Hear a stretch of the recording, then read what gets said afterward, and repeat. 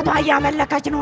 የዘር ማንዘር እናቷ እያመለከች፣ እሷ ግን አይሆንም በዚህ ሰውዬ ነው ምድነው ትለኛለች። ሁሌ አይሆንም ትለኛለች። እንዳጸልይ ይዛታለሁ። በዚህም በዛም ትላለች። ዝም ብላ ተፍ ታውቃለህ። ከዚች ልጅ ጋር የመጣ አብሯት የመጣ ሰው አለ እዚህ ውስጥ? ምን ነች? እናቴ። አንተና እሷ ብቻ ነው የመጣችሁት? አዎ።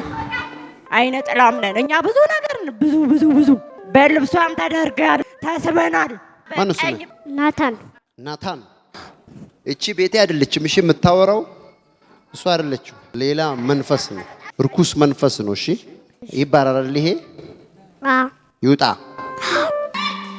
ምልክታችን እንደዚህ ነው። እባብ ነን። እባብ ናቸው። አይምሮዋ ላይ ቁጭ ብለናል እኮ እናሳብዳት። እባብ እስኪ ያሳይ። እንዴት ነው የምትሄደው? እንደዚህ እስኪ አንተ አይሆንም ትላለች። አይሆንም በእኔ ነው የሚፈወሱት ቤተሰቦቼ ትላለች።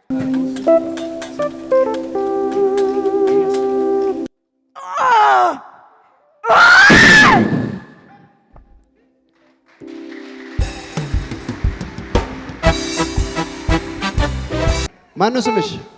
እኔ ቤቲ ነው። ማናት እሷ? ቤቲ። ምን ናት? እናቴ። ምንሽ ነው እሱ? ልጄ ነው። የዘር ማንዘር ነኝ አልሽ አንቺ። ስምሽ እሱ ነው? የዘር ማንዘር ነው? ኧረ አይደለም። ሂድ ማሚን እቀፋት።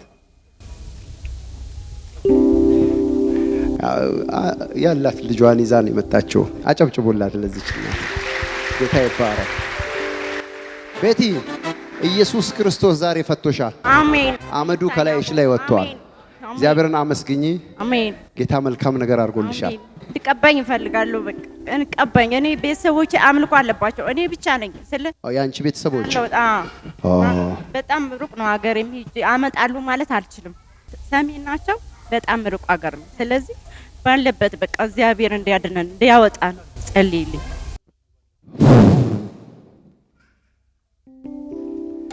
በኢየሱስ ስም የእግዚአብሔር ቅባት በላዩ ላይ ይስራ። ቤተሰቦቿን ትውረሳቸው። አሜን። እናቷን፣ አባቷን፣ ዘሮቿ ሁሉ በኢየሱስ ስም በእርሷ ይወረሱ። አሜን። ወደ እግዚአብሔር መንግስት እንዲመጡ ጸልያለሁ። አሜን። አሜን። ቤት ያይዞሽ። ጌታ ኢየሱስ ፈቶሻል። ደስ እያለሽ ይቺ